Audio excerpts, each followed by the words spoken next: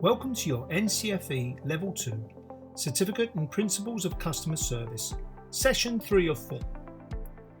Understand how to communicate with customers and understand how to develop customer relationships. On behalf of Poplar Harker and Solucious Equinox. My name is Phil Church and I shall be your narrator and guide for this session.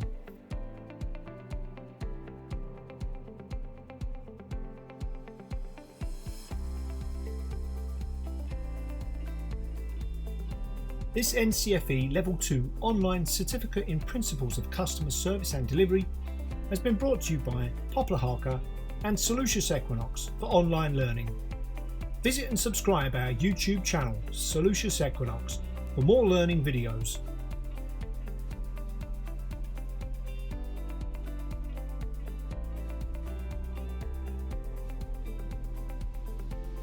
The units being covered today are understand how to communicate with customers and understand how to develop customer relationships.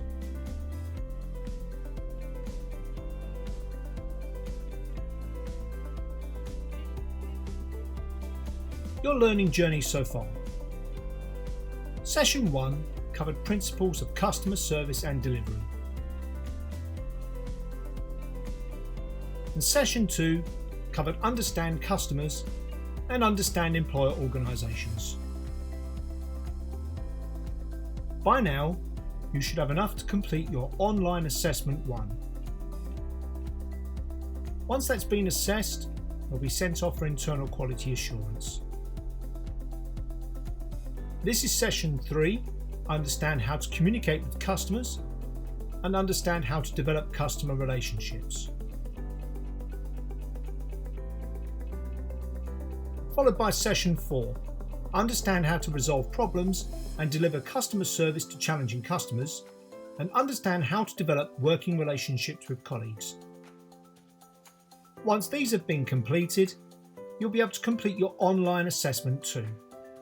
And once that's been sent off for internal quality assurance, and after full tutor support throughout the programme, you'll be able to receive your qualification.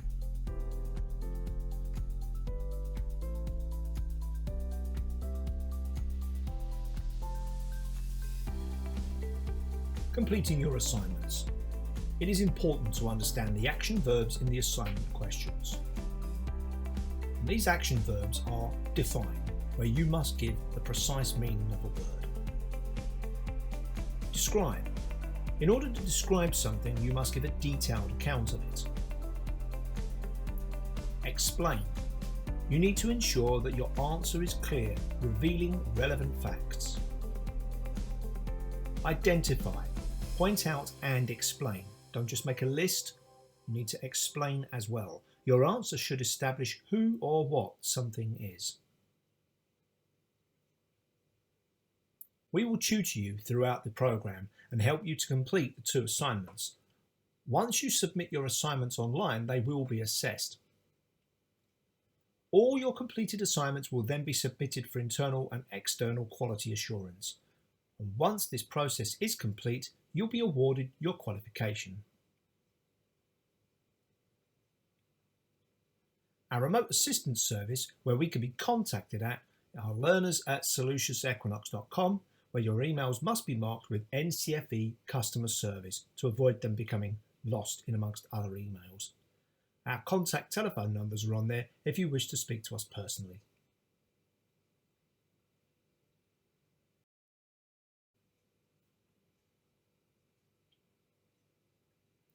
When working through the assessments, please base your answers on any of the following: a customer service role you have in your current job, a customer service role in a previous job, an organisation that is familiar to you,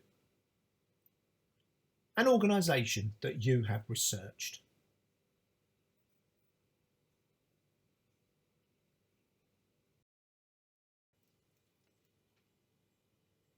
In this section, you will learn to understand how to communicate verbally with customers. And by the end of this section, you'll be able to explain the importance of effective communication in customer service. Explain how tone of voice, choice of expression and body language can affect the way customers perceive their experience. Explain why customer service language is used. Describe different questioning techniques that can be used when communicating with customers. Describe verbal and non-verbal signals that show how a customer may be feeling. And describe types of information needed when communicating verbally with customers.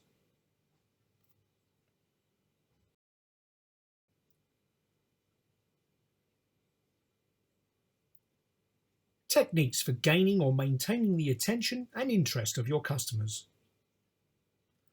Use the right language for your customers. Avoid jargon, as it can cause confusion and misinterpretation. Give out supporting information at the right time. How do you ask questions when communicating?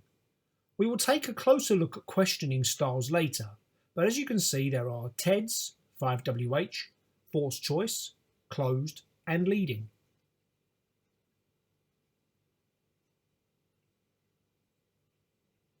Effective communication in customer service is important because it means that organisations can send and receive information accurately, share information effectively, give a good impression of the organisation and its workforce, deal with problems effectively, develop useful and productive working relationships between colleagues, customers, and others. Organisations can maintain and improve their profitability, reputation, and sustainability by communicating effectively. They can do this by asking the right questions, listening to the answers, and making sure that the service offer meets or exceeds everyone's needs and expectations.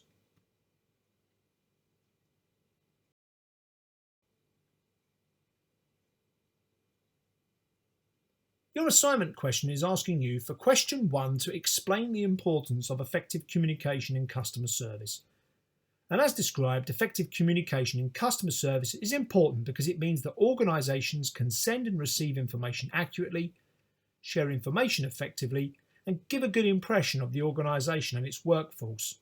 And organisations can maintain and improve their profitability, reputation, and sustainability by communicating effectively.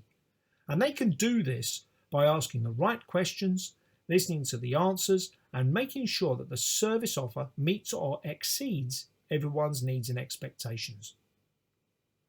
Further reading can be found in your qualification handbook or use the internet for further research.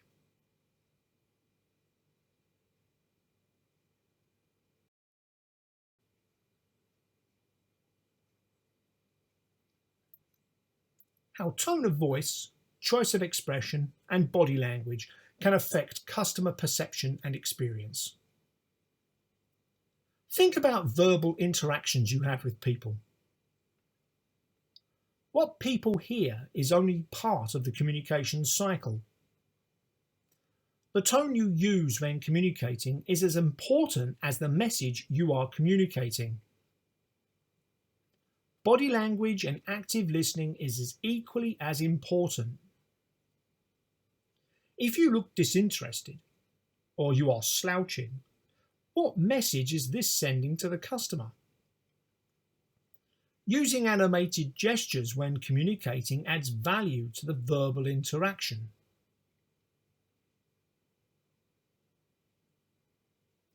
When you communicate successfully, the customer will feel at ease and is far more likely to engage with you and ultimately make a purchase. Customers will have a positive impression of you and the organisation and the service offer.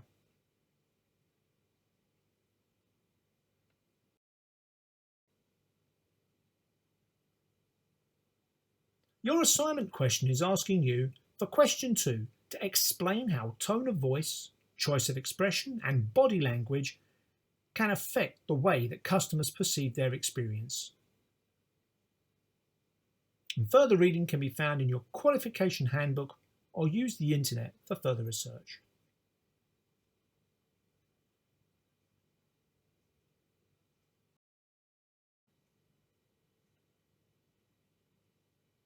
how customer service language is used. The idea behind customer service language is to reassure and put customers at ease without making them feel inferior, whilst providing a framework, focus and standard level of communication for staff to help them deal with situations. Support the identity of the brand and the organisation. Confirm the link between the customer, the brand and the organisation. Organisations will usually have phrases that they like their staff to use in different situations. This helps to establish a standard level of service and bring continuity between different staff members. If staff use the same or similar styles of customer service language, an organisation can make sure that all customers receive a similar and standard level of communication from all staff members. Research some commonly used phrases used in your sector or the retail industry.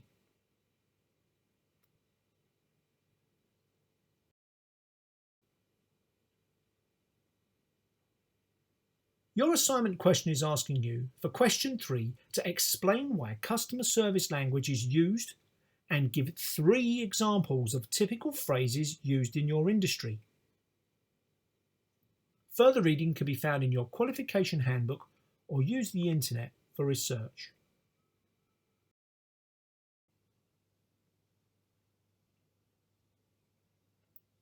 Questioning techniques used when communicating with customers.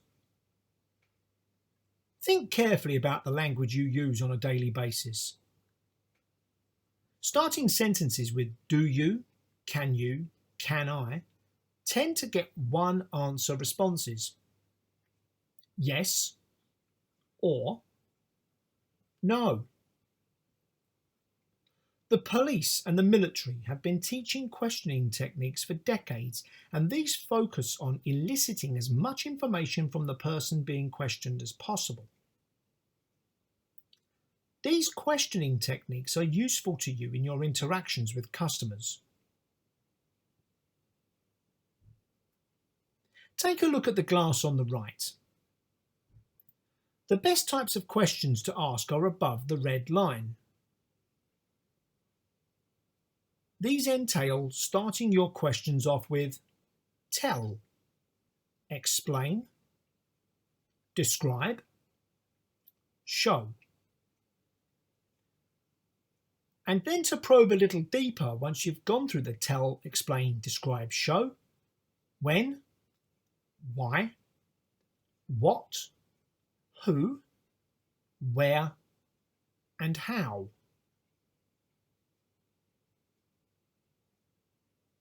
Why not give it a try? Tell me what you are looking for today, rather than are you looking for something specific? What are you looking for your holiday? Rather than, is this for your holiday? The questions in red will elicit one answers, whilst those in green put the emphasis on the customer to elaborate. We refer to these types of questions as open and probing questions. Those in red are referred to as closed questions. So those below the red line are not the best questions to use. Constantly asking closed questions will put most of the verbal effort on you rather than the customer. It is also a very exhausting and unproductive means of getting information from someone. We can further categorize those questions below the red line as follows: leading, rhetorical, and forced choice. Have you ever been asked at a fast food outlet to make a choice between a large or a medium order? This is a forced choice, as small was not given as an option. Rhetorical questions are those to which you already know the answer. Asking confirmatory questions will entail asking a yes or no question, and these are productive.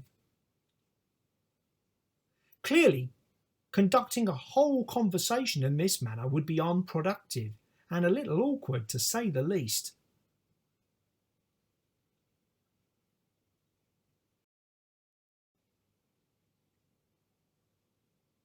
Your assignment question is asking you, for question 4, to describe different questioning techniques that can be used when communicating with customers. So remember, closed, open, probing, leading and rhetorical. For the open and probing, tell, explain, describe and show, and 5WH. And further reading can be found in your qualification handbook or use the internet for further research.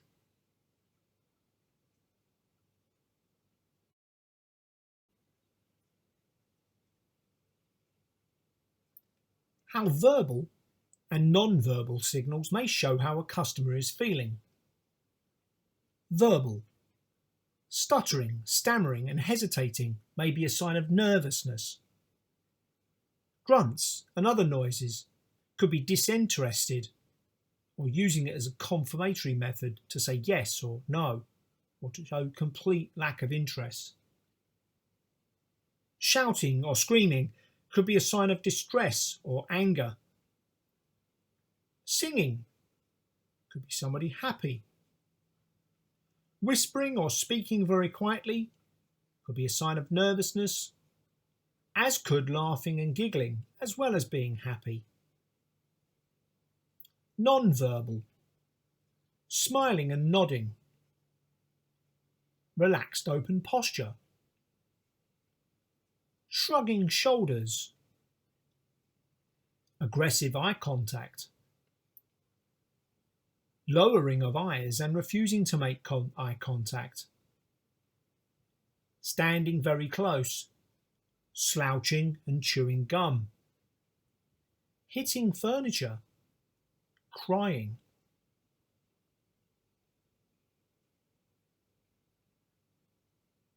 As you can see in the non-verbal communication body language bubbles, the sounds, the way they are, if they're laughing, making any grunts or noises, the way they're talking, the pauses and stresses on particular words to emphasize.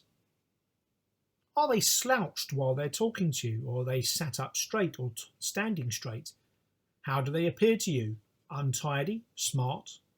Head movements. Are they nodding with what you say to show that they're listening and interested?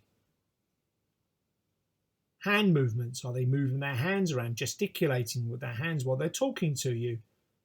Their eye movements. Are they actually watching what you say and looking at you whilst they're speaking to you or while you're speaking to them?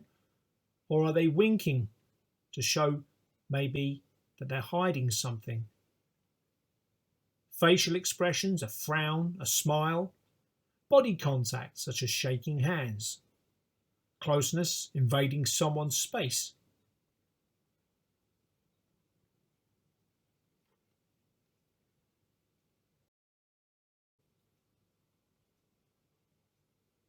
Your assignment question is asking you for question 5 to describe verbal and non-verbal signals that show how a customer may be feeling, and give 3 examples of each.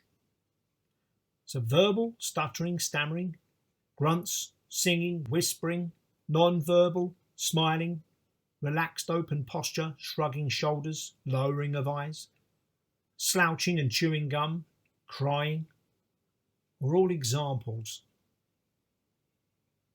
Further reading can be found in your qualification handbook or use the internet for more research.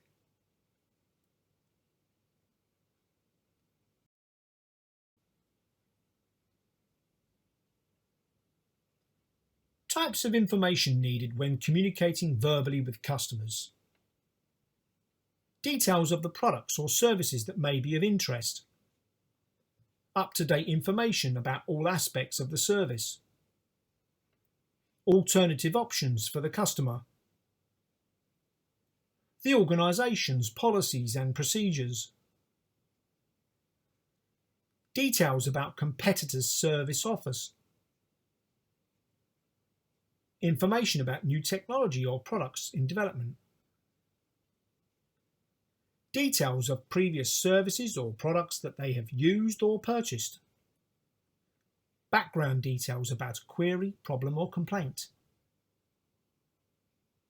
Also need information about the customer, for example, their wants, needs and expectations, any special access needs, any communication issues,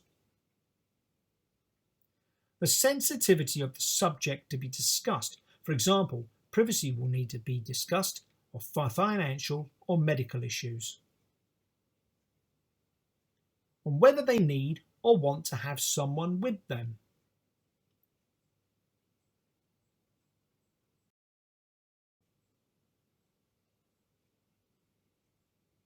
Your assignment question is asking you for question 6 to describe the types of information needed when communicating verbally with customers.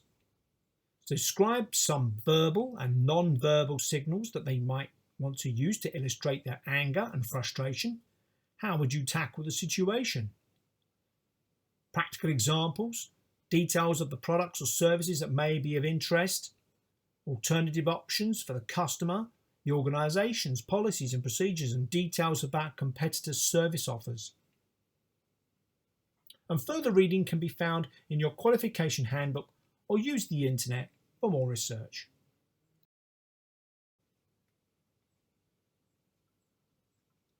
In this section, we will look at understanding how to communicate with customers in writing. And by the end of this section, you'll be able to explain why it is necessary to use different forms of written communication for different purposes, describe practices for producing different forms of written communications, describe the potential benefits and limitations associated with communicating with customers in writing, explain the implications of confidentiality and data protection in communicating with customers in writing.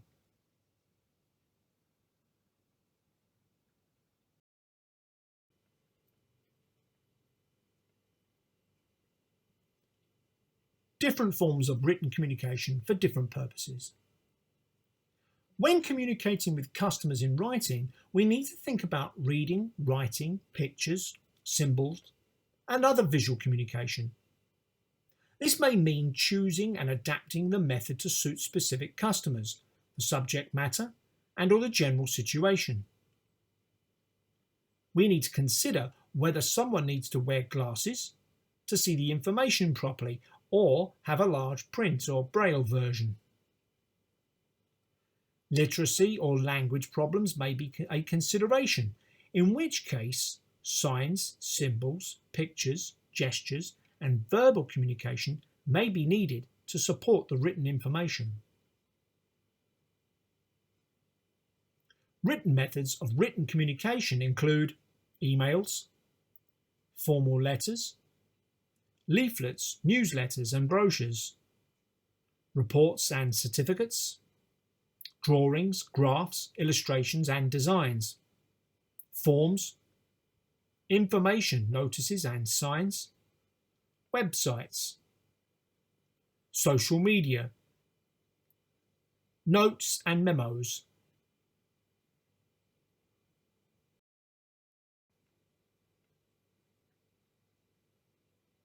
Your assignment question is asking you for question 7 to explain why it is necessary to use different forms of written communication for different purposes. So when communicating with customers on writing, we need to think about reading, writing, pictures, symbols, and other visual communication. And we need to choose and adapt the method to suit the customer, the subject matter, and the general situation. And further reading can be found in your qualification handbook or use the internet for more research.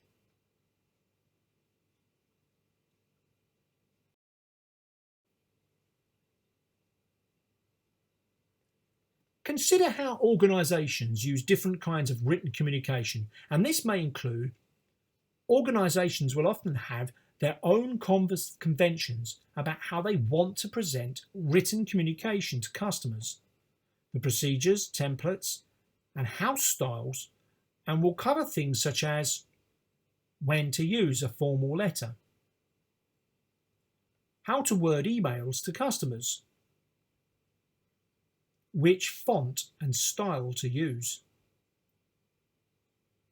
standard phrases for the greetings, contents, and how to close a letter or email, grammar, vocabulary, and tone, what to include, for example, sending a brochure or form with each letter, and conventions cover the purpose of the written communication, its content and layout, the expected standards of quality. In your assignment, you will be asked to give 3 examples of written forms of communication, and these must cover the layout, the salutation, and how it is closed, and when formal letters are used, email protocols, spell checking and proofreading. So pause the video and research the conventions around these in the organisation you currently work or one you know well.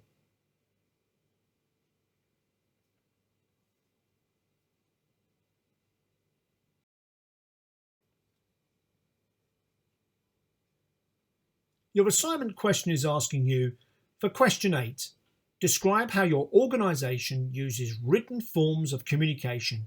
Give 3 examples and describe the organisation's conventions. And further reading can be found in your qualification handbook or use the internet for more research.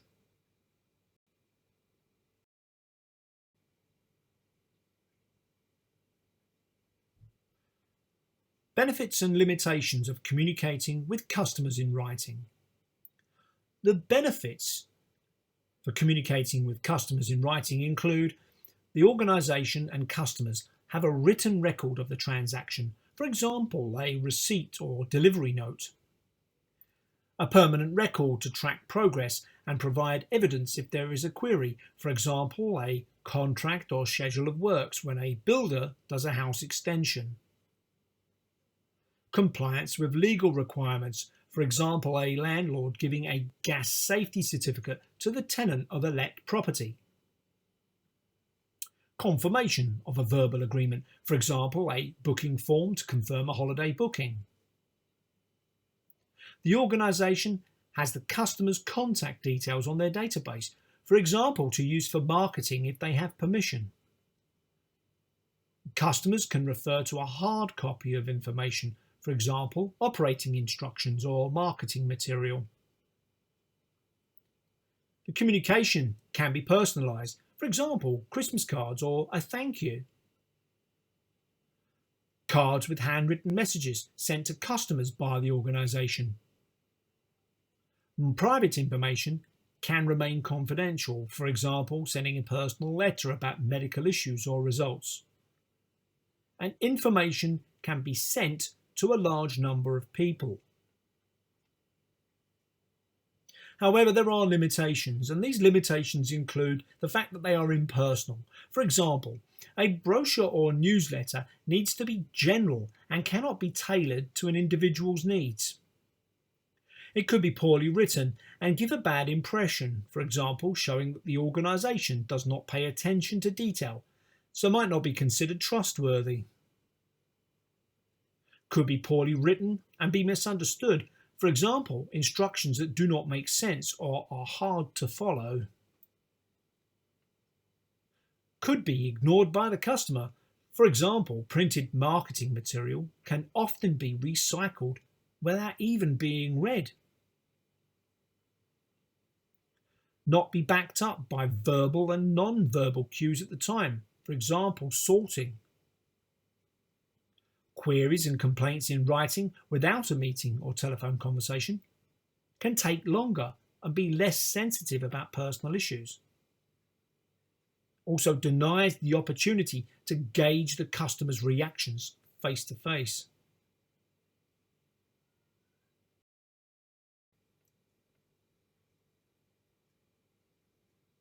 Your assignment question is asking you, For question 9, to describe the potential benefits and limitations associated with communicating with customers in writing, and give 3 examples of each. And further reading can be found in your qualification handbook or use the internet for more research.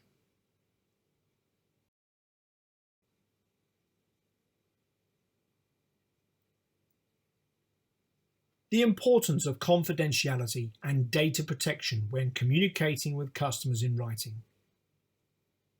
Confidentiality is essential to protect the organisation's reputation and to gain and maintain the trust of customers, staff, and other people involved in a business environment. Information should only be passed to people who are authorised to receive it and who need to receive it, so that it cannot be passed to competitors or used for criminal or antisocial purposes.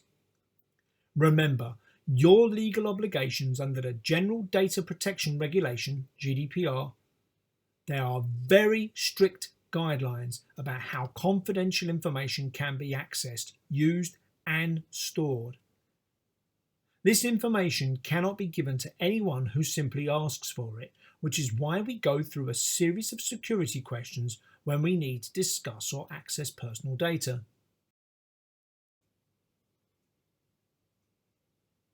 Implications of breaches to confidentiality and data protection. Some practical steps to take.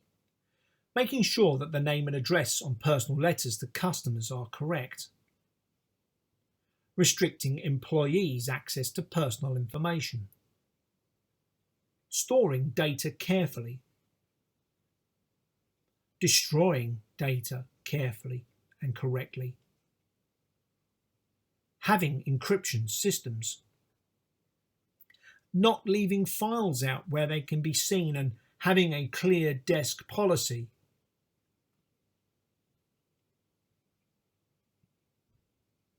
Implications if things go wrong. Customers being put in compromising, embarrassing, or difficult situations following a breach. Loss of reputation for the organisation. Loss of trust in the organisation's ability to deal with customers. Possible fines and other legal action for the incorrect use or handling of data. Loss of business or even complete failure of the organisation.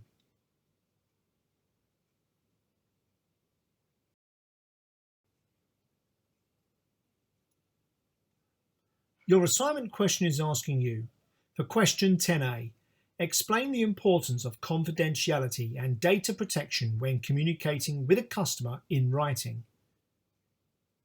And question 10B, describe the implications of breaches in confidentiality and data protection. Give 3 examples.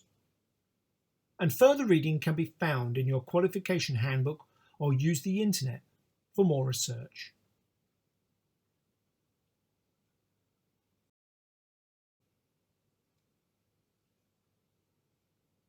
In this section, we will look at understand how to develop customer relationships. And by the end of this section, you will be able to describe the importance of developing relationships with customers. Explain the value of customer loyalty and retention. Explain how customers' expectations may change over time. Explain the use of customer feedback as a means of developing customer relationships. Explain the limits of their own authority to make alternative service offer to customers. Describe the use of customer relationship management systems and processes to meet customers' expectations. And explain the importance of regular communication in the development of both internal and external customer relationships.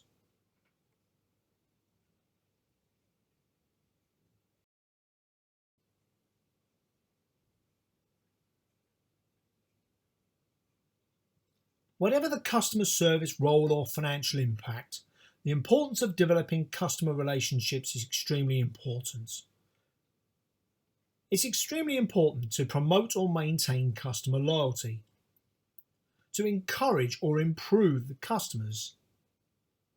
Encourage referrals. Maintain or increase revenue. Improve and maintain high levels of customer satisfaction. Maintain and improve organization's reputation. Create and maintain a competitive advantage.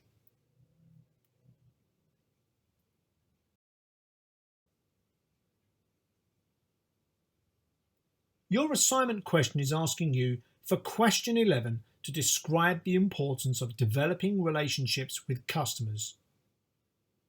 And further reading can be found in your qualification handbook or use the internet for more research.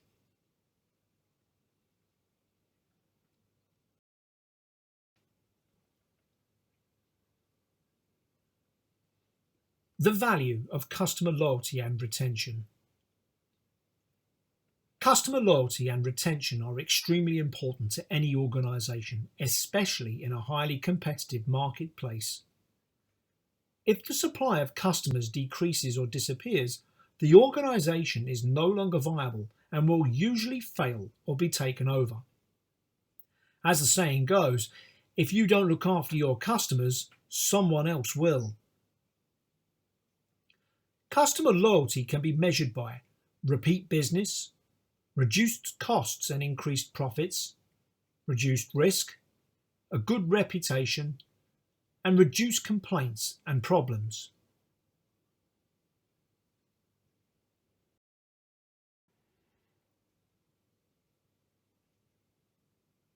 Your assignment question is asking you for question 12 to explain the value of customer loyalty and retention. And further reading can be found in your qualification handbook or use the internet for more research.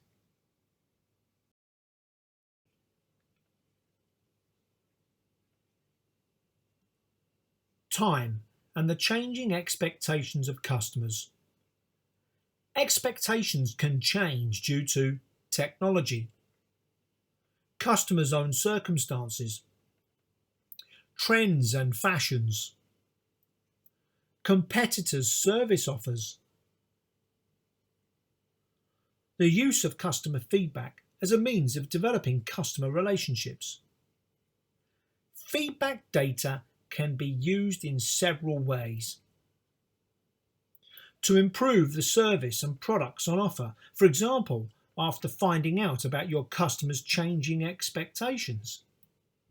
To identify strengths in the service offer, for example, from praise about the product or customer service.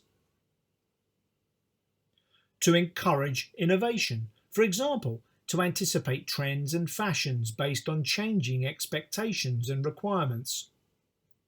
To find out exactly what the customer wants and expects, for example, how they wish to be contacted in future. And to rectify issues and catch major problems early, making any necessary changes as soon as possible before more complaints arrive.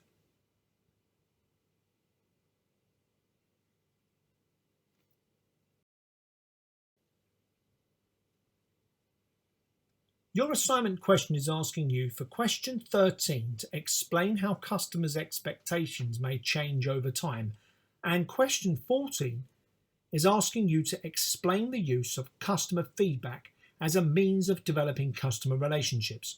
So expectations can change due to, for example, changes in technology, customers' own circumstances, trends and fashions, and so forth. And feedback data can be used in several ways. For example, to improve the service and products on offer after finding out about customers' changing expectation, to identify strengths in the service offer, for example, from praise about the product or customer service, or to identify weaknesses and opportunities for improvement, for example, to lower scores about operating instructions, leading to redevelopment of leaflets and labels to show how well they are doing, or for example, from praise about an individual or team, and to encouraging innovation.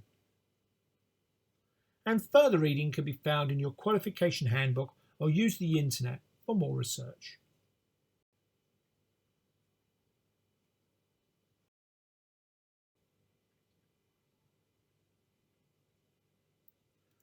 There will be occasions when staff need to make alternative service offer to customers. However, there will be limits to their authority to do so, and these will be set out in employment contracts, job descriptions, training materials, policies and procedures, product information. Alternative service offers might include, for example, product replacements or upgrades, refunds, compensation, additional support, and extended warranties.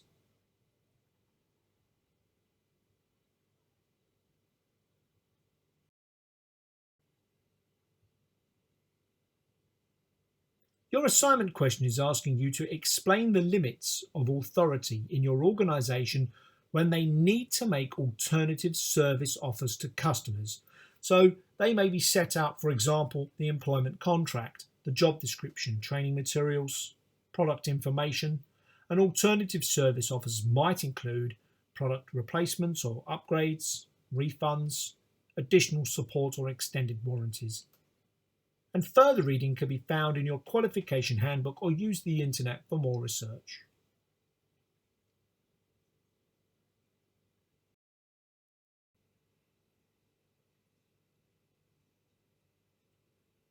How customer relationship management systems and processes help meet customers' expectations. Organisations whose main focus is customer service will often have customer relationship management systems, or CRM. These systems can be software applications or paper-based systems, and they are used to manage customer data. CRM is a term that refers to the policies, procedures, strategy, and technology that an organisation uses to analyse and monitor all aspects of relationships with customers. CRM is designed to attract and retain customers in a cost-effective way. Pause the video and do some research on customer relationship management systems.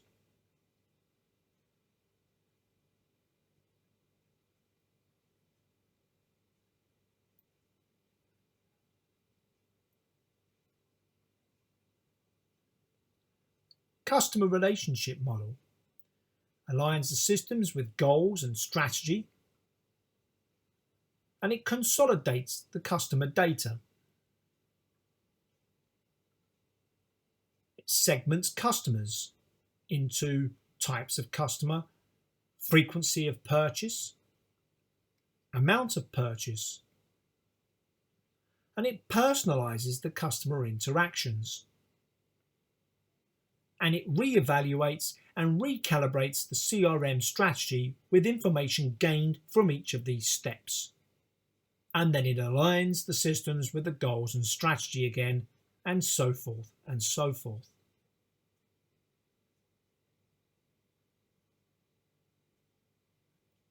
Benefits of using CRM systems and processes include the focus on the customer rather than the products or services.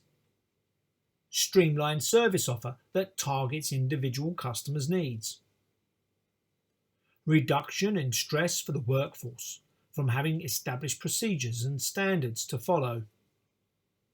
Clear buying and selling process. Clear system to follow when implementing change within the organisation.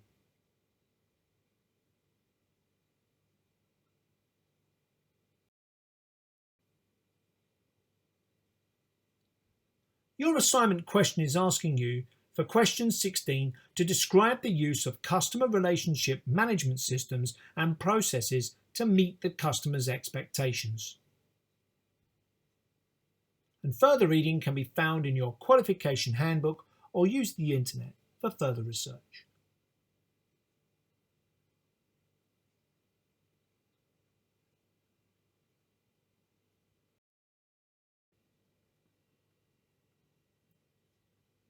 The importance of regular communication in the development of both internal and external customer relationships.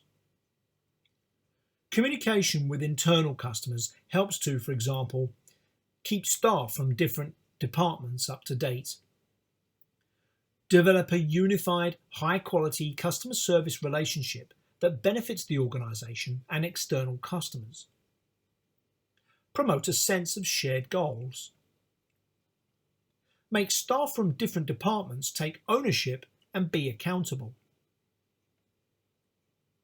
Communication with external customers helps to, for example, develop openness and honesty, enhance feelings of loyalty and trust, make them feel valued and respected, keep them informed about changes and potential problems, and make sure that changes in expectations are monitored.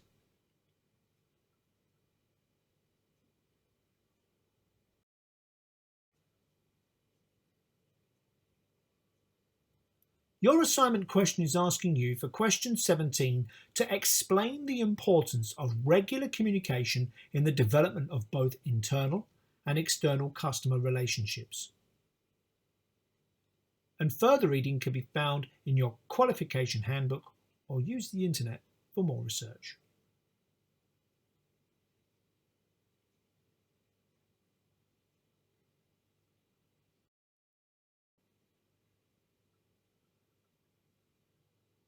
In this section, we will be looking at understand how to exceed customer expectations. And by the end of this section, you will be able to explain how customers form expectations of the service they will receive. Explain legislation, organisational policies and procedures that can limit or vary the service offer. Explain the types of actions that customers are likely to perceive as adding value. Explain how to recognise when actions taken to offer added value could be built into the service offer.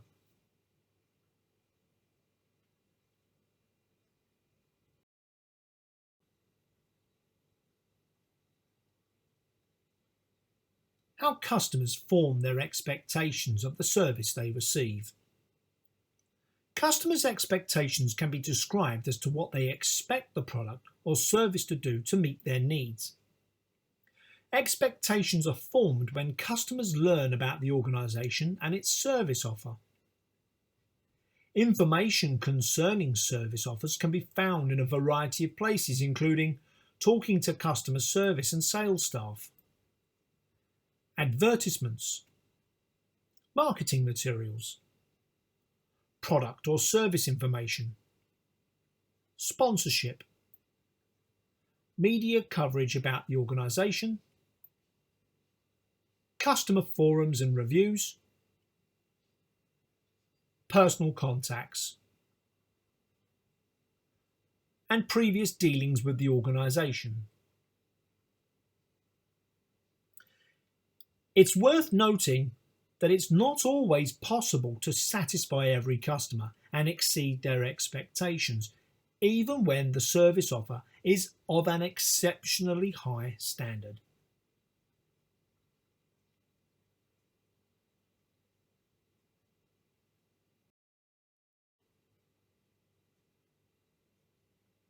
Your assignment question is asking you to explain how customers form expectations of the service they will receive.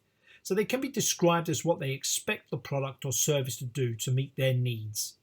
Expectations are formed when customers learn about the organisation and its service offer, and they can find information in a wide variety of places that include talking to the customer, the sales staff, advertisements, sponsorship, personal contacts and previous dealings with the organisation. And further reading can be found in your qualification handbook or use the internet for further research.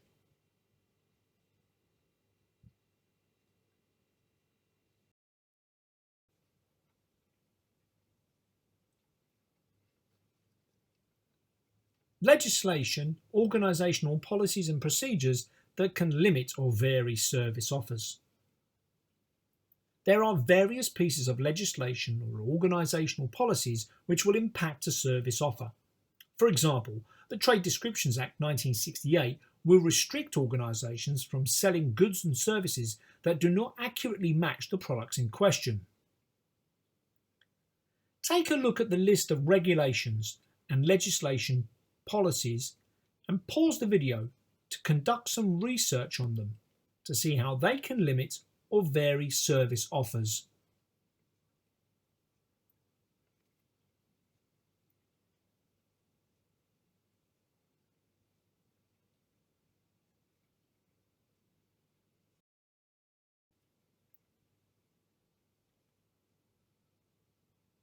Your assignment question is asking you for question 19 to explain legislation, organisational policies and procedures that can limit or vary a service offer. Give 3 examples. Further reading can be found in your qualification handbook or use the internet for more research.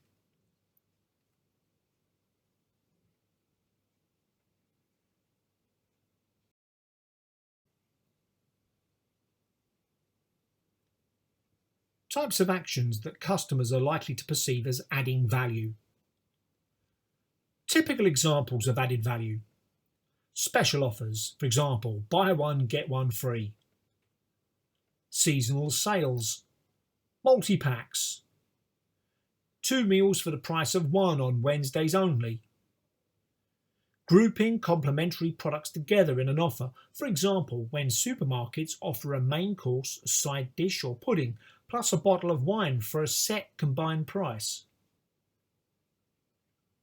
Organisations being customer focused, for example, going the extra mile when dealing with customers' requests, being attentive towards customers, treating each person as an individual. Making the environment and image attractive, for example, setting out a shop in a pleasing and logical way.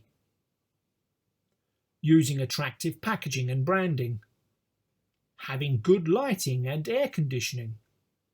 Staff having good product knowledge, for example, giving free advice to customers who are browsing before making their choice. Different delivery options, for example, free delivery when the customer spends a certain amount. Free or inexpensive installation, example when selling kitchen appliances. Extended guarantees and warranties, for example, extra cover that is beyond a customer's statutory rights. Offering customers generous options to return or exchange goods beyond the customer's statutory rights. Giving good aftercare service, for example, offering further services, helplines and other support. Taking follow-up action, for example, when answering queries or sourcing supplies for customers. Offering loyalty points and cards, for example, points and vouchers that can be redeemed for other goods or services.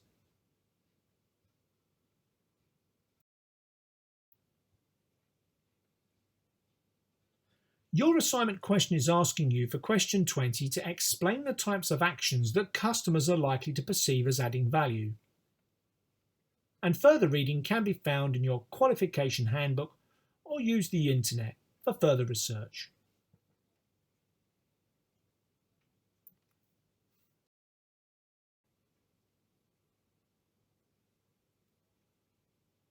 Recognising when actions taken to offer added value could be built into the service offer.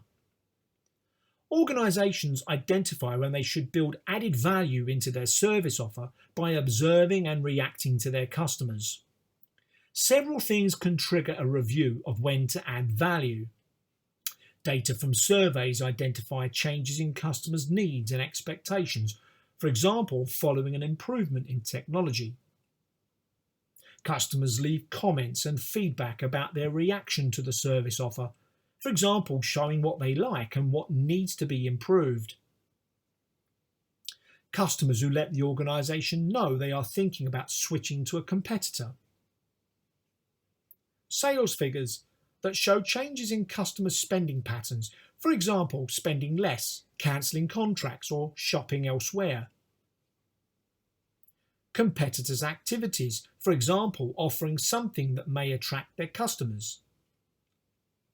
Planning a marketing campaign, For example, to attract new customers, launch a new product, or retain loyal customers.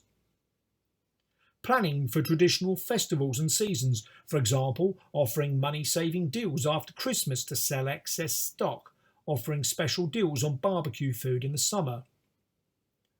Supply exceeds expected demand, for example, when a supermarket has ordered too much food that has a short use-by date and needs to be sold quickly. Opportunities to make sales by follow trends, for example, offering special deals on fresh vegetables when the media keep talking about the benefits of healthy eating.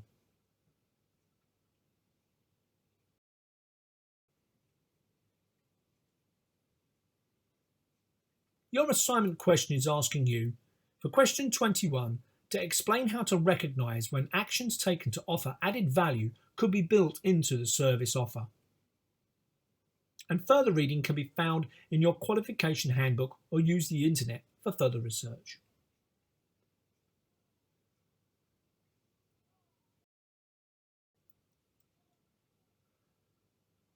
In this section, we will look at understand how to support customer service improvements. And by the end of this section, you will be able to describe different sources of information that may help to identify ways of improving customer service. Describe the constraints on suggesting improvements to customer service. Explain the limits of their own authority in implementing improvements.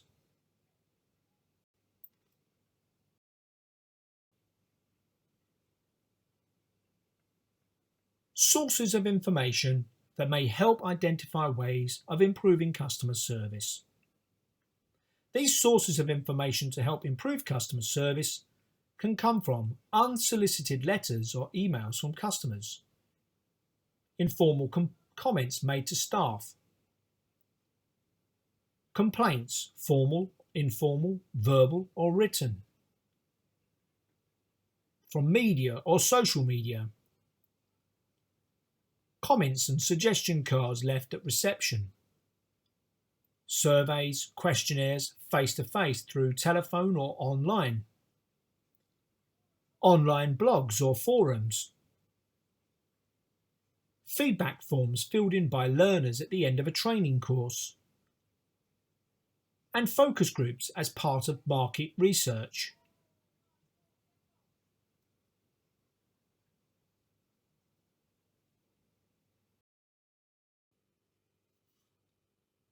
Your assignment question is asking you for question 22 to describe the different sources of information that may help to identify ways of improving customer service. And further reading can be found in your qualification handbook or use the internet for more research.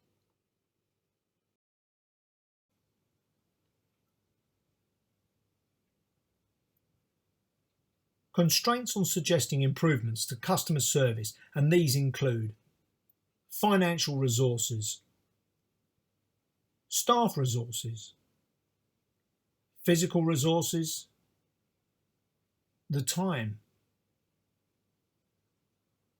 different perceptions of what is required, legislation and regulations, limits of authority for staff to implement customer service improvements. Staff should know the details of their level of responsibility within the organisation. Keep their knowledge about products and services up to date, especially following changes. Work within the limits of their expertise, experience and knowledge of procedures, and ask experienced colleagues or their line manager for assistance or advice if they are not sure. Escalate problems and queries that are not within their limits of authority and report issues and problems as soon as possible so that adjustments can be made for the whole organisation if necessary. Working with agreed and established limits of authority makes sure that the service offer is consistent and that changes are agreed and implemented smoothly and consistently to maximise the benefit of making improvements and exceeding customers' expectations. Organisations need to hear from staff members to be able to judge and analyse how improvements are going.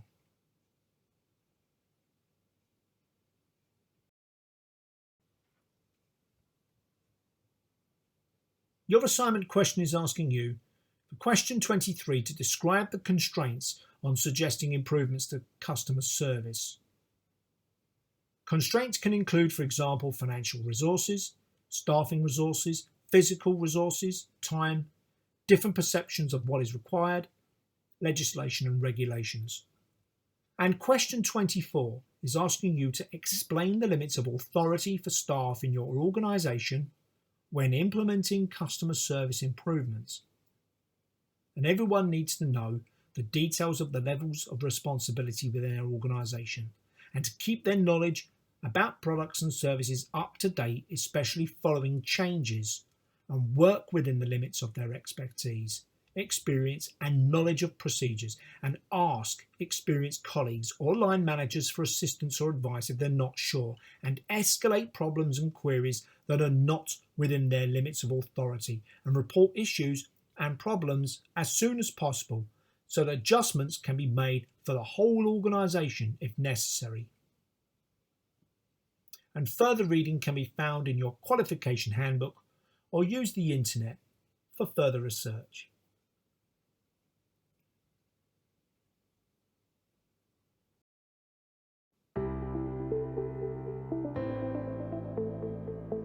This concludes this session relating to your qualification. In your next presentation, we will be covering the following topics. Understand how to resolve problems and deliver customer service to challenging customers. Understand how to develop working relationships with colleagues. You would have been sent by email a time and date for a meeting link for you to log on for the teaching session which accompanies this presentation. To get the most from your learning journey, please ensure that you log on to this online session with your trainer.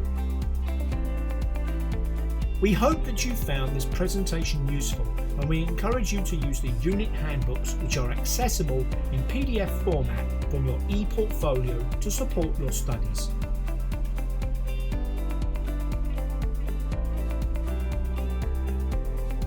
Any questions? As usual, our remote assistance service can be found at learners@soluciousequinox.com. And again, important, please mark your emails NCFE Customer Service.